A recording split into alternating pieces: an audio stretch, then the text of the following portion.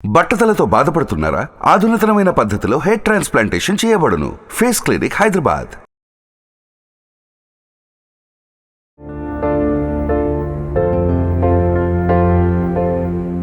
Hello views, welcome back to India's largest digital network Suman TV.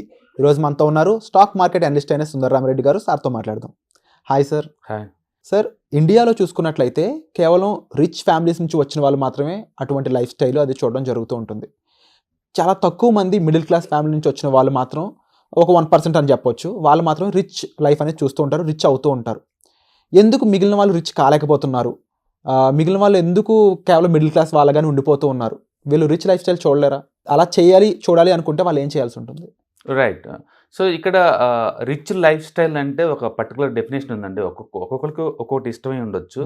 So వాళ్ళకి ఎలా బతకాలి అనుకుంటున్నారో అలా బతకడానికి కావాల్సిన రిసోర్సెస్ని మనం రిచ్ అనుకోవచ్చు.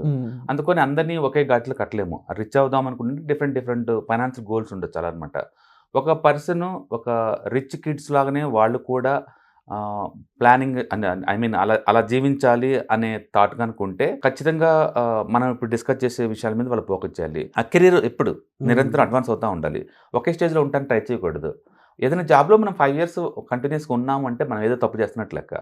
ఫర్దర్ అడ్వాన్స్మెంట్ కోసం ట్రై చేయట్లేదంటే మన జాబ్ ఏదో రోజు ఊడిద్దనే లెక్క అనమాట. అందుకని మన స్కిల్ ఎప్పుడైతే ఇంప్రూవ్ చేస్తున్నామో ఆటోమేటిక్గా మనం కాంపిటీషన్లో ఉంటాము. మనకి కెరీర్ కూడా అడ్వాన్స్ అవుతూ ఉంటుంది. అందుకని ఒకళ్ళు ఫీన్గా జాయిన్ అవుతారు, ఇద్దరు అందులో ఒక ఫీను సీఈఓగా రిటైర్ అవుతాడు. ఇంకొకటి ఫీన్లో ఎందుకు ఆగిపోతున్నాడంటే ఆ రెండో వాడు నిరంతరం స్కిల్ డెవలప్ చేసుకుంటూ పోతున్నారు. ఇంప్రూవ్ చేసుకోలేకపోతున్నారు. స్కిల్ డెవలప్ అవుతుంది, కొత్త ఛాన్స్ ఇస్తున్నారు కంపెనీ వాళ్ళు. స్కిల్ డెవలప్ అవుతుంది, కొత్త ఛాన్స్ ఇస్తున్నారు. ఇవాళ కోడింగ్లో జాయిన్ అవుతాడు, టీమ్ లీడ్ అవుతాడు. ఆ తర్వాత మళ్ళీ ఇంకా నెక్స్ట్ ప్రాజెక్ట్ లీడ్ అవుతాడు. ఆ తర్వాత ఆర్కిటెక్ట్ అవుతాడు. ఆ తర్వాత కంపెనీకి హెడ్ అవుతూ ఉంటాడు. అది వాళ్ళ దయదలిసి నీకు ఇచ్చింది కాదండి. స్కిల్ ఇంప్రూవ్మెంట్ ద్వారా నిరంతరం ప్రూవ్ చేసుకుంటూ ముందు పోతే వచ్చింది. ఎందుకు కెరీర్ డెవలప్మెంట్ ముందే ప్లాన్ చేసుకోవాలంటే రీజన్ ఇది. నేను కోడింగ్ ఒకటే ఉంటాను, నేను ఫర్దర్ అప్డేట్ అవ్వాలంటే నువ్వు ఏముండదు. చాలా మంది మేనేజ్మెంట్ని బ్లేమ్ చేస్తూ ఉంటారు. 20 years 30 years వర్క్ చేసి నాకు ఏమి ఇవ్వలేదు, నాకు ఛాన్స్ ఇవ్వలేదని. ఛాన్స్ వాళ్ళు ఎవరండి? నువ్వు తీసుకోవటమే. నువ్వు తీసుకోవాలంటే స్కిల్ ఇంప్రూవ్ చేసుకోవటమే. అందుకని మనం ఎప్పుడూ అడ్వాన్స్ అవటం ద్వారా నువ్వు ఛాన్స్ చేయకపోతే ఇంకో కంపెనీ కాదు ఇంకో కంపెనీ. అందుకని మన విలువని మనం కట్టుకోవాలి తప్ప కంపెనీ వాళ్ళు కట్టకూడదు, వాళ్ళ మీద బ్లేమ్ చేయకూడదు అనమాట. అందుకని career how to development plan చేసుకోవాలి. అలాగనే ప్రతి వ్యక్తి కూడా సైడ్ ఇన్కమ్ ఉండాలి ఎంతకంత. అంటే అడిషనల్ ఇన్కమ్ రిసోర్స్ ఉండాలి. అంటే నువ్వు కంపెనీ తరఫున ఒక 9 to 5 o'clock వర్క్ చేసావు అనుకోండి, 6 నుంచి 9 వరకు నీ స్కిల్ డెవలప్మెంట్ మీద ఖర్చు పెట్టాలి. లేదంటే నువ్వు పార్ట్ టైం బిజినెస్ అని బీన్ చేయాలి. లేదంటే నీ ఓన్గా పార్ట్ టైం జాబ్ ఏదైనా ఓన్ బిజినెస్ కానీ పక్కన వాళ్ళ కోసం కానీ ట్రై చేస్తుండాలి. ఫర్ ఎగ్జాంపుల్ నేను హోటల్ మేనేజ్మెంట్లో హోటల్లో చెఫ్ అనుకుందాం. నేను 9 to 5 o'clock వరకు హోటల్లో వర్క్ చేస్తాను, 5 star హోటల్లో. నాకు శాలరీ వస్తుంది. ఇప్పుడు ఇంటికి వచ్చిన 6 o'clock నుంచి ఇంకా 3 hours కొత్త స్కిల్ ఏమైనా ఇంప్రూవ్ చేసుకుంటావా చేసుకోండి. లేదంటావా పార్ట్ టైం ఇంకేదన్నా దగ్గరలో ఉన్న హోటల్స్కి వెళ్ళి పార్ట్ టైం జాబ్ చేసుకోండి. లేదంటే ఓన్గా ట్రై చేయండి. మీ ఓన్గా లైక్ పిజ్జా సెంటర్ పెట్టుకోండి. దానికి పెద్ద ఖర్చు ఏమి ఉండదు కదా ఇవాళ రేపట్లో. హాట్ డాగ్స్ ఓపెన్ చేయండి, ఏదో ఒకటి పెట్టుకోవడం వల్ల ఏంటంటే సైడ్ ఇన్కమ్ ఉండటం వల్ల దీనికి ఏదన్నా అయితే దీనికి సేవ్ అవుద్ది అనమాట. అట్లా నిరంతరం నువ్వు ఛాన్స్ తీసుకుంటా ఉన్నావు. మెయిన్ బిజినెస్ కూడా అవ్వచ్చు. ఫ్యూచర్లో అది నచ్చింది. ఎక్కువ సార్లు ప్రపంచంలో ఎంటర్ప్రెన్యూర్స్ చూసారనుకోండి, ప్రతి బిజినెస్ అది పార్ట్ టైంతో స్టార్ట్ అవుతుంది. అది పార్ట్ టైంతో బిజినెస్, అది నాకు సెట్ అవుతుంది అనుకుంటే దీన్ని వాళ్ళు స్కేల్ అప్ చేస్తుంది, దీన్ని రిజైన్ చేసి. అంతేగాని జాబ్ అంతా వదిలేసి సడన్గా బిజినెస్ బిగిన్ చేయాల్సిన అవసరం లేదండి. యాక్చువల్గా స్ట్రైట్గా నువ్వు బిజినెస్ బిగిన్ చేస్తున్నావంటే మీరు ఆల్రెడీ డేంజరస్ పనులు చేస్తున్నట్లు లెక్క. అది సడన్గా చేయడం కుదరదు కాదు, అది స్కేల్ అప్ చేసుకుంటూ పోవాలి తప్ప మొత్తం రిసోర్స్ పెట్టకూడదు. అందుకని జాబ్ చేసుకుంటూ పార్ట్ టైం స్టార్ట్ చేయాలి. అంటే జాబ్ చేసుకుంటూ దీన్ని ఫుల్ టైం మార్చాలి. జాబ్ రిజైన్ చేసి దీన్ని స్మూత్ మైగ్రేట్ అవ్వాలి. అప్పుడు ఏంటంటే నీకు కాన్ఫిడెన్స్ డెవలప్ అవుద్ది, ప్రాపర్ ప్లానింగ్తో వెళ్తుంటావు అనమాట.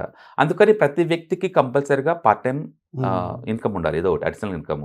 ఇప్పుడు సపోజ్ నేను జాబ్ చేస్తున్నాను, నా దగ్గర మనీ ఉంది, వేరే వాళ్ళకి వడ్డీకి ఇస్తున్నాను అనుకోండి, లీగలా ఇల్లీగల్ అని పక్కన పెడితే నాకు ₹1,00,000 ఇంట్రెస్ట్ అన్నామంటే 1,000 వస్తుంది. సో నా దగ్గర 10 lakh ఉందనుకోండి, ఒక 10,000 అడిషనల్ వస్తుంటుంది కదా. పోనీ నా దగ్గర మనీ సేవ్ అవుతుంది, మ్యూచువల్ ఫండ్లో ఇన్వెస్ట్ చేస్తున్నాను. ఇయర్లీ యావరేజ్ మీద ఒక 20-25% అవి మూవ్ అవుతూ ఉంటాయి. పర్లేదు, నాకు 25% నా మనీ వర్క్ చేస్తుంది.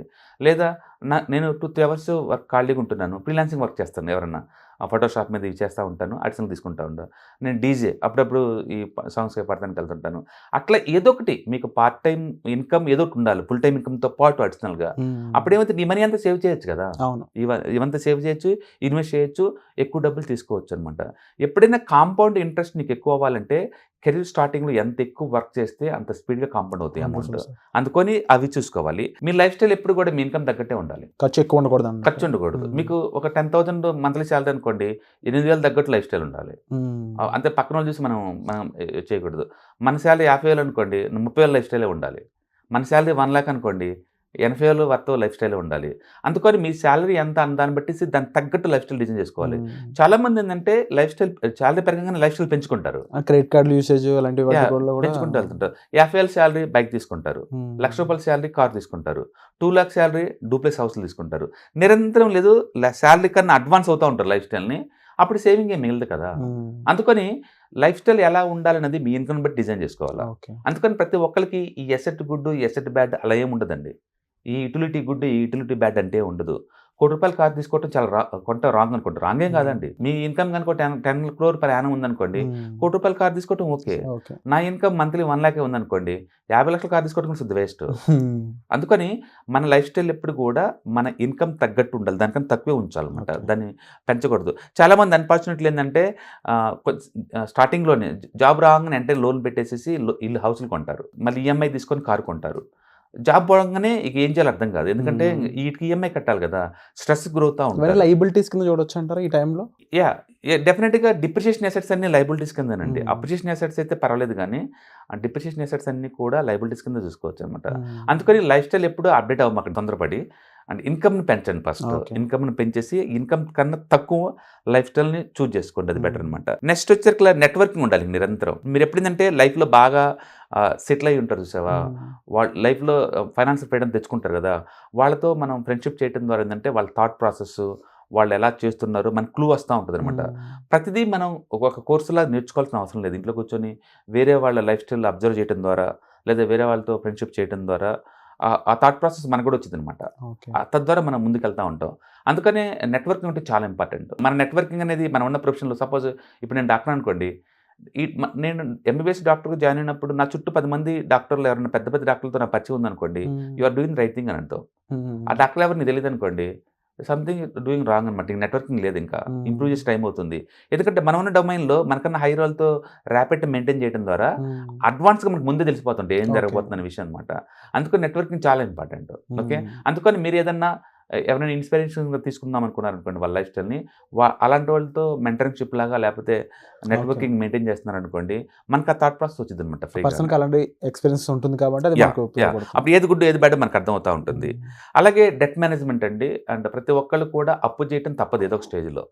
బట్ అది బ్యాడ్ డెట్ గుడ్ డెట్ అని క్లారిటీ ఉండాలి. చదువు మీద ఖర్చు పెట్టినాం అమ్మ, కిడ్స్ మీద, దట్ ఈస్ గుడ్ డెట్, పెట్టచ్చు, తప్పేం లేదు. ఇల్లు కొనడానికి ఒకటే ఇల్లు ఉంది, నాకు అసలు ఇల్లు లేదు, ఇల్లు కొనడానికి ట్రై చేస్తున్నాను, అప్పు చేయటం అంటే పర్వాలేదు, అప్రిషియేషన్ చేస్తాడు. ఒక ఇల్లు కోసం మనం అప్పు తీసుకోవచ్చు. హెల్త్ కండిషన్ బాగాలేదు, అర్జెంట్ డబ్బులు కావాలన్నారు, అప్పు చేయడం తప్పలేదు. అట్లా గుడ్ డెట్స్ కొన్ని ఉంటాయి. అందుకని అప్పు చేయడం కంప్లీట్గా రాంగ్ అని మనం చెప్పలేము. బట్ బ్యాడ్ డెట్, నేను కారు కోసం తీసుకుంటున్నాను, నేను కావాలంటే కారు పోస్ట్పోన్ చేసుకోవచ్చు. ఓలా ఊబర్ ఈ రోజుల్లో అది మ్యాండేటరీ కాదు, పోస్ట్పోన్ చేసుకోవచ్చు. అండ్ అబ్రాడ్ టూర్కి వెళ్దాం అనుకుంటున్నాను, అప్పులు చేసి మరి వెళ్ళాల్సినంత అవసరం లేదు. ఇండియాలోనే 2-3 రోజులు లోకల్ టూర్లు కొట్టచ్చు మనకున్న బడ్జెట్ తోటి. అండ్ కొన్నిటికి ఏంటంటే అన్నెసరీ ఖర్చు పెడతా ఉంటారు అనమాట. ఏదైనా ఇంట్లో మ్యారేజ్ ఉంది, ఒక 10 లక్షలు పెట్టి అప్పు తీసుకుని గ్రాండ్ చేద్దాం అనుకుంటున్నాను, ఉన్న డబ్బులతో గ్రాండ్ చేయడం వేరు, అప్పులు చేసి మరి గ్రాండ్ చేయడం వేరు, రెండు డిఫరెన్స్ ఉంది. అందుకని డెట్ మేనేజ్మెంట్ అనేది ఒక పెద్ద సబ్జెక్ట్. ఎక్కడ అప్పు చేయాలి, ఎక్కడ అప్పు చేయకూడదో క్లారిటీ ఉండాలి. తెలిస్తే చాలా మంది హ్యాపీగా బతుకుతారు అనమాట. డెఫినెట్గా, ఎందుకంటే ఎండ్ ఆఫ్ ది డే ఆ ఫైనాన్స్ పెట్టడం ఒకళ్ళు ఇస్తే మనం తీసుకునేది కాదండి, మనకున్న కంఫర్ట్ లెవెల్ అనమాట. అందుకని ఎవరికి వాళ్ళే వాళ్ళ లైఫ్ స్టైల్ తగ్గట్టు లైఫ్ స్టైల్ గడిపారనుకోండి, ఇన్కమ్ తగ్గట్టే లైఫ్ ఎంజాయ్ చేసుకోవచ్చు. పక్కన చూసి మనం జెల్సీగా ఫీల్ అయ్యి లేదు ఇన్స్పైర్ చేసి అలాంటి పనులు మనం చేయాల్సిన అవసరం లేదనమాట. అందుకని కోరికలు వేరు, నెసెసిటీ వేరు, రెండు డిఫరెన్స్గా ఉందన్నమాట. సో మొత్తం మీద అయితే లాంగ్ టర్మ్ విజన్ ఉండాలి. లాంగ్ టర్మ్ మీద నా జర్నీ ఇప్పుడు ఇక్కడ స్టార్ట్ అయింది, కెరీర్ ఎండింగ్ కల్లా ఎక్కడ ఉందాం అనుకుంటున్నాను, కెరీర్ మధ్యలో ఎలా ఉందనుకుంటున్నాం, ఇలా మీకు క్లారిటీ ఉందనుకోండి లైఫ్ స్మూత్గా వస్తుంది. ఫైనాన్షియల్ గోల్స్ అనే వాటి మీద క్లారిటీ ఉండాలి. అందుకని మీ జర్నీ ఎప్పుడు కూడా ఫైనాన్షియల్ లిటరసీ బీన్ అవుతుంది. మనీ అంటే ఏంటి, మనీ ఎలా పెరుగుతుంది, ఇన్ఫ్లేషన్ అంటే ఏంటి, వడ్డీల రేట్లు అంటే ఏంటిది, అండ్ ట్యాక్సేషన్ అంటే ఏంటి, వీటన్నిటి మీద బేసిక్ ఐడియా ఉండాలి. చాలామంది అవి నాకు తెలియదు అంటారు, ఇంట్లో వాళ్ళు చూసుకుంటారు మాకు తెలియదు అంటారు. లేదు, మనీ మీద మీకు ఐడియా ఉండాలి, మనీ ఎలా మూవ్ అవుతుంది. ఎందుకు చాలామంది ఒక సక్సెస్ఫుల్ హీరోయిన్స్ కానీ హీరో కానీ ప్రొడ్యూసర్ కానీ ఒకప్పుడు ఒక lavish life style maintain last career చివరిలో జీరోగా మిగులుతారు. ఎందుకు అంటే ఈ మేనేజ్మెంట్ స్కిల్ లేకనే, మనీ మేనేజ్మెంట్ లేక అది మనకు సంబంధం లేదనుకుంటారు. మీరు మీరు యాక్టర్స్ చూడండి, సావిత్రి గారు కావచ్చు, లేకపోతే కాంతారావు కావచ్చు, అంటే పెద్ద పెద్ద చాలామంది యాక్టర్స్ అండి కెరీర్ చివరిలో మనీ లేక ఎంత స్ట్రగుల్ అయ్యారో మనకు అర్థం అవుద్ది. ఒకప్పుడు అన్లిమిటెడ్ ఇన్కమ్ సంపాదించారు. అలాగే టైసన్ కావచ్చు, అండ్ బోరిస్ వెల్సన్ కావచ్చు, అండ్ చాలామంది ప్లేయర్స్ కూడా, ఐ మీన్ స్పోర్ట్స్ పర్సన్స్ కూడా, అంటే చాలామంది బిజినెస్ వాళ్ళు కూడా. అంతెందుకు మన అనిల్ అంబానీ కావచ్చు, ఒకప్పుడు ఇండియాలోనే బిగ్గెస్ట్ రిచెస్ట్ పర్సన్, ఇప్పుడు ప్యూర్ డెట్లో ఉన్నాడు. ఫెయిల్ అవ్వటం వేరు, బిజినెస్లో అప్పులు పాలవటం వేరు. అందుకని మనీ మేనేజ్మెంట్లో కంపల్సరీగా గ్రిప్ ఉండాలి ప్రతి ఒక్కరికి. అండ్ లైఫ్ స్టైల్ ఎప్పుడు కూడా మన ఇన్కమ్ తగ్గట్టు డిజైన్ చేసుకోవాలి. అండ్ ప్లాన్ చేసుకోవాలి, లాంగ్ టర్మ్కి ప్లాన్ చేసుకోవాలి. అండ్ ఖచ్చితంగా బడ్జెటింగ్లో, సేవింగ్లో, ఇన్వెస్ట్మెంట్లో క్లారిటీ ఉండాలి. మనీ ఎలా వస్తుంది, మనీ ఎలా పోతుంది అనేది. చాలామంది ఏంటంటే రేపు ఎంత రేటు పెరగబోతుందో కూడా పట్టించుకోరు. ఫర్ ఎగ్జాంపుల్ సింపుల్ చెప్పాలంటే ఇవాళ మిల్క్కి లీటర్ 60 రూపాయలు ఉంది. 10 years బ్యాక్ 30 రూపీసే ఉంది. నెక్స్ట్ 10 years తర్వాత ఏమవుతుందంటే 140 అవుతుంది దగ్గర దగ్గర. ఖర్చు పెరుగుతుంది, మన సంపాదన పెరుగుతుందా లేదా అనేది మనం చెక్ చేసుకోవాలి. నెక్స్ట్ 10 years తర్వాత 140 రూపీస్ మిల్క్ రేట్ అవుద్ది లీటర్ అనే విషయం థింక్ చేయడానికి కూడా ఇష్టపడరు ఎవరు. యాక్సెప్ట్ చేయరు. ఎందుకంటే భయం. అట్లా థింక్ చేసుకుంటూ పోతే అమ్మో మనం ఏం చేస్తాం మనకే తెలియదు అనుకుంటారు. నీ థింక్తో పని ఏమని చెప్పండి, అది ఖచ్చితంగా అవుతుంది. ఎవ్రీ ఇయర్ యావరేజ్ మీద 6 to 10% మిల్క్ రేట్లు పెరుగుతూనే ఉన్నాయి. 10 years బ్యాక్ అది 30 ఉంది, ఇప్పుడు 60 ఉంది. 10 years తర్వాత అది 140కి వెళ్ళిపోద్ది. ఆ 10 years తర్వాత అది 450 దాకా వెళ్తుంది. దాన్ని నువ్వు అడ్డుకోలేవు. దాని తగ్గట్టు లైఫ్ స్టైల్ నువ్వు ముందే ఊహించుకొని డిజైన్ చేసుకుంటే తప్ప. అందుకని నువ్వు ఎందుకు సేవ్ చేయాలంటే రీజన్ ఇదే. రేపు రిటైర్మెంట్కి వెళ్ళినప్పుడు ఇన్కమ్ ఆగిపోతుంది, లైఫ్ స్టైల్ చాలా ఎక్స్పెన్స్కి వెళ్ళిపోద్ది. ఎలా బతుకుతాం అనుకుంటున్నారు? ఇప్పుడు బతకడం చాలా ఈజీ, ఎందుకంటే ఇన్కమ్ ఉంది కాబట్టి. 60 తర్వాత ఇన్కమ్ ఆగిపోద్ది. అదే టైంలో ఖర్చులు బాగా పెరిగిపోతాయి. ఇప్పుడు కెరీర్ బిగిన్ చేస్తే 30 సంవత్సరాలు మన ఇన్కమ్ లేకుండా అవతల 30 years సర్వే అవ్వాలి మనం. అవతల 30 years అంటే ఎక్స్పెన్సివ్ లైఫ్ స్టైల్, ఇన్ఫ్లేషన్ బాగా పెరిగి ఉంటుంది. ఆ టైంలో మరి ఎలా? అందుకని తర్వాత చూసుకుందాం అంటే తర్వాత ఏం చూడలేరండి. ఈ టైంలోనే మన మన కోసం మనీ. ఎవరైనా సరే కాంపౌండ్ ఇంట్రెస్ట్, టైం వాల్యూ తెలిసిన ఎవరైనా సరే కెరీర్ స్టార్టింగ్లోనే సాధ్యంత వరకు సేవ్ చేయడం బిగిన్ చేస్తాడు, ఇన్వెస్ట్మెంట్ చేస్తాడు. అందుకని లైఫ్ స్టైల్ డిజైన్ అంటే ఎంతో కోట్ల కొద్ది ఆస్తులు కాదండి. మీకు ఎలా బతకాలనుకుంటున్నారో ముందే క్లారిటీ తీసుకొని దాని తగ్గట్టు మనం డిజైన్ చేసుకోవాలి. అందుకని budgeting and saving and investment and financial goals set చేసుకోవడం చాలా ఇంపార్టెంట్.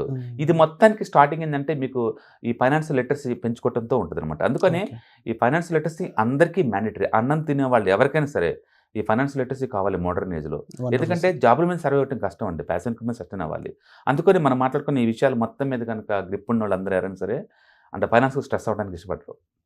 ఓకే, సో మనం పర్సనల్ ఫైనాన్స్లో కావచ్చు, లేదా ఒక మనిషి రిచ్ వాడిగా మారాలంటే ఆ ప్రాసెస్లో మనం మాట్లాడుకున్న ఈ విషయాలు మొత్తం కవర్ అవుతూ ఉంటాయి అనమాట.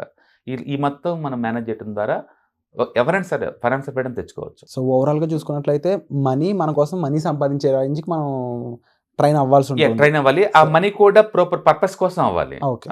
ప్రాపర్ పర్పస్ లేకుండా మనం మనీ సేవ్ చేయాలన్నమాట. అందుకని యూ హ్యావ్ టు విజువలైజ్ నీ లైఫ్ స్టైల్. ఒక 60 తర్వాత నీ లైఫ్ స్టైల్ ఎలా ఉండబోతుందో ముందు విజువలైజ్ అయ్యి దానికి తగ్గట్టు ఇప్పుడు ఇన్కమ్ రెడీ చేసుకుంటూ పోవటాన్ని మన పర్సనల్ ఫైనాన్స్ అనుకోవచ్చు. సో తప్పకుండా దీనికి సంబంధించి మనం వర్క్షాప్ కండక్ట్ చేయబోతున్నాం కాబట్టి ఆ వర్క్షాప్కి మీరు పార్టిసిపేట్ చేయాలి. ఫైనాన్షియల్ ఎడ్యుకేషన్ ఏంటి, ఫైనాన్షియల్ లిటరసీ అనేది మీకు ఏ విధంగా ఉపయోగపడుతుంది, సార్ చెప్పిన ఏ పాయింట్స్ అయితే ఉన్నాయో ఈ పాయింట్స్ అన్నింటినీ మీరు లైఫ్లో ఎలా అప్లై చేయొచ్చు, అప్లై చేయడం ద్వారా ఆ మనీ ఏ విధంగా వర్క్ అవుతుంది, ఇవన్నీ కూడా మీరు వర్క్షాప్కి అటెండ్ అవ్వడం ద్వారా తెలుసుకోవచ్చు. వర్క్షాప్కి సంబంధించిన డీటెయిల్స్ అండ్ మిగిలిన ఇన్ఫర్మేషన్ అంతా కూడా మీరు డిస్ప్లే అవుతున్న నెంబర్స్కి కాల్ చేసి వెంటనే ఇన్ఫర్మేషన్ తీసుకోవచ్చు. తప్పకుండా మీరు డైరెక్ట్గా సార్ వర్క్షాప్లో పార్టిసిపేట్ చేసి మీ డౌట్స్ అన్ని క్లారిఫై చేసుకోవచ్చు. Thank you so much. Thank you.